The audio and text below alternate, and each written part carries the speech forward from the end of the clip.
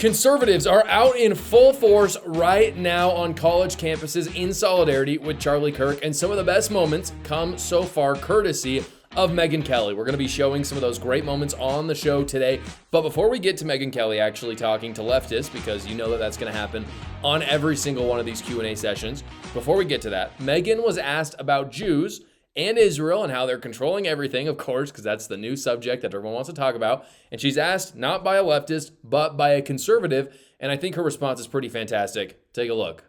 I do disagree, I think, with some of the things that you have said, but I also disagree with some of the things that have been said about Israel in regarding to what Candace Owens has said, what Ben Shapiro has said. But I feel like I do agree with you in the sum that you sometimes will take a more nuanced approach and criticize them or agree with them. But I wanted to ask, I disagree with the Republicans. I feel like they're being vague about Israel. And so I wonder if places, I'm asking for specific people. Do people like Bill Ackman, Robert Shillman, or AIPAC, are they influencing American politicians? Are they influencing popular YouTubers? Are they influencing people like Fox News? And God forbid, are they influencing our president and the decisions that are made? You might be the one person in America that agrees neither with Ben Shapiro nor with Candace Owens. I don't understand where you are. So I don't know what the answer to that is, whether Bill Ackman is influencing President Trump on Israel. I mean, I think President Trump, especially on foreign policy, has come to his own conclusions. You know, look what he just said about Ukraine yesterday. You know, he's suddenly flipped the switch and he was like, I think they could win the whole territory back. What? And then some, he said. Wait, what? Trump is actually, you can see his evolution as he deals with foreign policy, and that's a job of one, really, right? Because the commander-in-chief is going to have to make a lot of these calls that are going to get people killed. His goal is to stop killing people and to save lives, which is really laudable. So I think Trump is making his own decisions on Israel. I think Trump is very pro-Israel, very pro-Israel. And I would say Trump and I have the same position when it comes to Israel. We're on Israel's side. However, having said that, Trump said this a year ago and I said this thereafter. It's time to wrap it up. It's time. It's been too long, and Israel is losing the support of its closest ally and most important ally in the world, and that's us. They've already lost the Dems. They've lost the independents. They've lost Republicans under 30, and they're starting to etch away at Republicans over 30, and that can't happen if Israel wants to maintain its standing in the world. So that's my view. That is a radically reasonable answer. And as I'll show you in a second, I don't think it was the answer that this guy was looking for. There's a lot of talk right now that Megyn Kelly is moving towards the Tucker Carlson, Candace Owens side. Not true. If you look at this next response, you will know that's not true. I think the simple opinion that Israel is more morally correct than Hamas is so untouchable. And it's very simple. We're not saying that Israel is the best thing that's ever existed. I'm not even necessarily saying Hamas is the worst thing that's ever existed, though I think it's pretty close. I actually don't think when it comes to foreign policy that there are good guys and bad guys, as people like to make it out as. I don't think Israel is good and Hamas is bad. I think that Hamas is downright evil. I think that that's clear, and I think Israel is working in its own interests. And that's a lot more of a nuanced opinion than just good guy versus bad guy. If you look at the history of the world, if you look at any armed conflict right now, it's not good versus evil, usually. Usually. There's a few exceptions to that. I don't think this is an exception. I think it's complicated. I think Israel is just in the war. That doesn't necessarily make them good, if that makes sense. I think they have all the right to do what they're doing. That does not mean that what they're doing is necessarily morally righteous. And the reason I say that is exactly what Megyn Kelly is saying here. They should have ended this a year ago. That would have been better, right? We're on a spectrum here. What they're doing might be just. It would have been more just if they had ended it a year ago, or if the conflict had only lasted 1 month or 2 months. Essentially, in my book, and I think most people would agree with this, the less time that a conflict lasts, the more just the conflict can be. In other words, if Israel had gone in and wiped out all of the Hamas leaders in 2 weeks, that would have been a lot better than what they've been doing right now. And again, it's order of preferences. It's not good versus evil. It's what is better than what is happening right now. In just 3 weeks from now, I'll be in Israel. I'm going to be meeting with different government officials. I'm going to be talking to a lot of different people. The first question that I'm going to ask all these people is, how do you end this faster? What's the out route? What are you actually doing to end this? And what does that take? Because again, the quicker, the better when it comes to any armed conflict. So after that question, it gets a little bit more anti-Semitic from that same guy. The guy was clearly fishing for something. Once again, I think Megyn Kelly did a great job putting him in his place. Real fast, quick follow-up, thank you. Do you think rich billionaire Jews or the Israeli government influences American politics? Did you say rich billionaire Jews? Yes. Whoa. I don't like when people call Jewish people Jews after the word billionaire. It sounds kind of uncomfortable. Makes me feel uncomfortable. Hell, why not? If you're a rich billionaire, whether you're a Jew or you're a Christian, you're a Muslim, why wouldn't you try to exert your influence? I mean, that's what they all do. They all try to buy the president. All of them. One of the reasons Trump got elected is because he had independent money and he promised us that he wasn't loyal to anybody except for us, and we believed that promise. And so far, I feel like he's done pretty well on it. I cannot get over how naive the anti-Semites are, not just on the left, but also on the right. You've got Tucker Carlson, Nick Fuentes, Candace Owens. They're so naive. So naive. They think AIPAC, they'll act like this, that AIPAC is the only interest group in America, the only people that have any pull in the government or trying to influence our elections or our politicians. They think rich Jews are the only people who exert their will on politics, which is, again, a very naive sentiment. It's exactly as Megyn Kelly said in the video. It has nothing to do with ethnicity. It has nothing to do with Jews. Everyone in America, everyone, exerts as much power as possible on the presidency as well as Congress. And a lot of people don't have a lot of power, but some people do. And a lot of them are not Jews. A lot of them are Jews. We just all have varying degrees of power. The honest truth of the matter with these kind of people is anti-Semites are mad because Jews on average are simply more successful than them, and therefore they hold more political power. It turns out if you have more money, you can donate more money to people, therefore you have more political power. That's a fact. If you don't like that, fair enough. It's not unique to Jews. It's not unique to America, by the way. Anywhere you have more money, you're going to have more power. That's just a fact.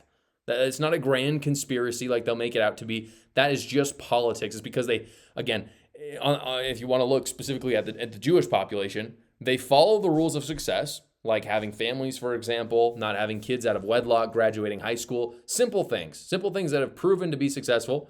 And while Jews are doing those things and thriving in America, the anti-Semites become crazy people, like actually crazy. You can take Candace Owens, for example. You don't get to ask those questions. What's wrong with you, Mom? Why are you so scared? I'm sorry that I had to scar you like that. I did. I promise you, when you are in bed tonight trying to sleep, that will make it impossible for you to sleep. That is one of the worst things I've ever seen. And yes, it's a real video from her show from this week.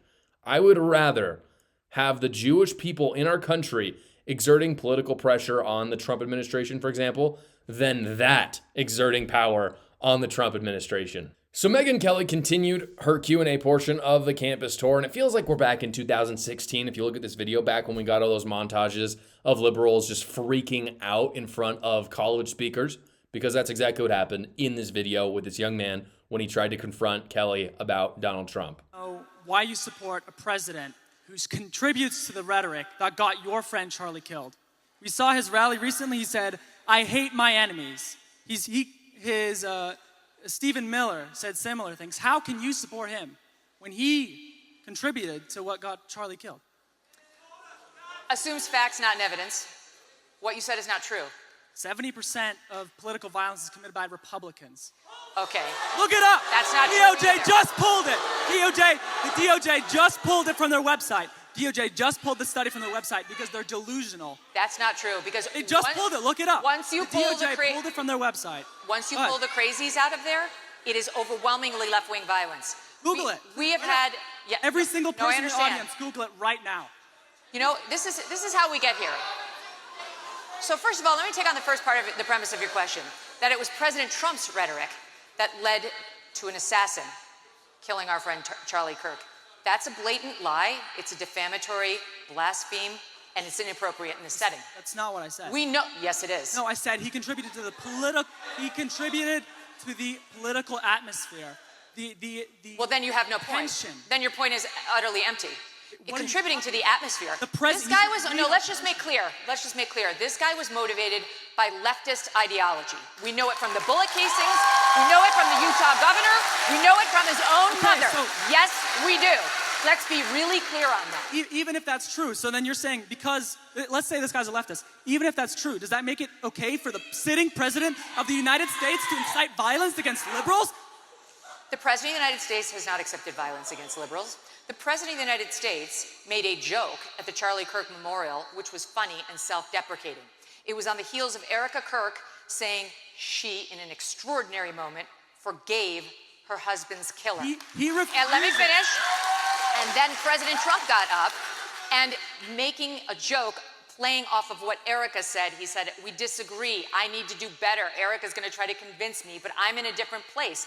And that's completely normal for a politician to be thinking about his political fights. And by the way, Trump has every right to loathe his enemies. They tried to put him in jail for the rest of his life. They tried to bankrupt him. They tried to put his family in jail. And they tried to kill him. Criminal. Jack Smith. Wait. Okay, now you go. Thank you for your time. And he gave up. That's what happens. And here's the thing. I'm actually sad for these leftists. They're lied to. They believe it. This kid believes that Charlie Kirk's murderer was a conservative. That's because he believes whatever MSNBC puts out or whatever the leftist people on X are putting out for the day. And the thing is, that hurts him. It hurts him, and I pity him, because not only does it destroy the fabric of our society when people believe in lies and act based off lies, but it destroys him on a personal level, on an individual basis. And that is sad. I think it is sad. And I think the shining hope for miserable people like him are things like this college tour that Megyn Kelly's doing, among other conservatives. She's not the only one. I just think she had the best clips for the week. Opportunities for that kid to be exposed to truth, have his positions actually pushed on. That's the shining hope. Maybe then he can break free from the progressive hive mind that he's in. The progressive left is a cult. I talk all about it in my book, A New Cult. I talk about how they are openly trying to take over the West, how they act like a cult in very scary ways, things I can't really talk about because big tech will censor me, but it is in the book. Go check it out right now. The link is in the description below. The government is on the verge of a shutdown right now. The big question is, whose fault is it? And does it really matter? So Congress has to pass a discretionary spending bill to fund the government. That's how it works. You'll remember they delayed this a few weeks ago. They kind of extended it for a little bit because they wanted to push the can down the road. And now they have to actually deal with it. The day has come.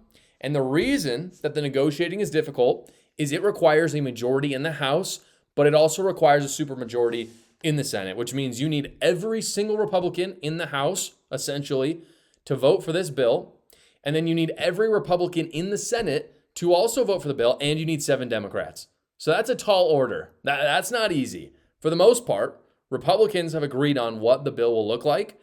Some people have talked about kicking it down the can even more. It seems like that is an impasse. I think a lot of people are just saying, no, we're not going to do that. I don't foresee that being in the bill. I think they're actually going to fund the government for the rest of the year. I think Republicans are going to become unified on this because they have such slim majorities in the House and in the Senate that to break away would make you look so bad. And obviously Trump wants the government to stay open, it seems. And so he's going to roast the crap out of whoever screws this up. Therefore, I don't think it's going to get screwed up from the Republican angle. Now, this is what Democrats really want and ultimately what the holdup is. Democrats essentially want Medicaid and Medicare to be expanded. For the most part, Republicans have agreed that they do not want to include promises to increase spending for those two things. And so Democrats are basically trying to strong-arm Republicans and say, we're not going to vote for it. We're not going to do it. So it is the Democrats' fault, ultimately, that this is not getting passed because that's what they want, and it's something extra. You know, if Republicans were asking for something extra and Democrats were saying, no, we won't do that, then it would be on Republicans. But that's not what's happening. It's the opposite. Therefore, it's the Democrats. In any case, I don't actually think it matters. I don't think it matters whose fault it is. What each political party is trying to kind of weigh right now is who will it hurt more if the shutdown occurs. Now, historically, if you look at the polling, if there's a shutdown that occurs, usually the incumbent party is hurt a little bit more. Usually not that much, though. I actually think this is different. A shutdown means, in this case, furloughed employees and even a lot of layoffs in many cases. We're talking about big layoffs all over the federal government. And this is where I think things get really interesting. I think Republicans should just let the government get shut down if their needs aren't met. If Democrats agree, that's fine, they can keep it open. However, Republicans can literally use this as a means to make the government smaller. They can essentially get more Doge cuts by just letting the government shut down, which is what the Republican base wants in the first place. If you look at the current party polling, it does not look bad for Republicans right now. And I don't think it would get worse because I think their base would actually be quite happy from this. This is from Echelon Insights. You see that the generic ballot, Democrats are up by 1%. That is statistically irrelevant.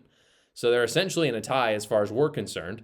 Even if that was accurate, that would be quite good for Republicans. And the reason why I say that is because, again, the Republican Party is an incumbent party.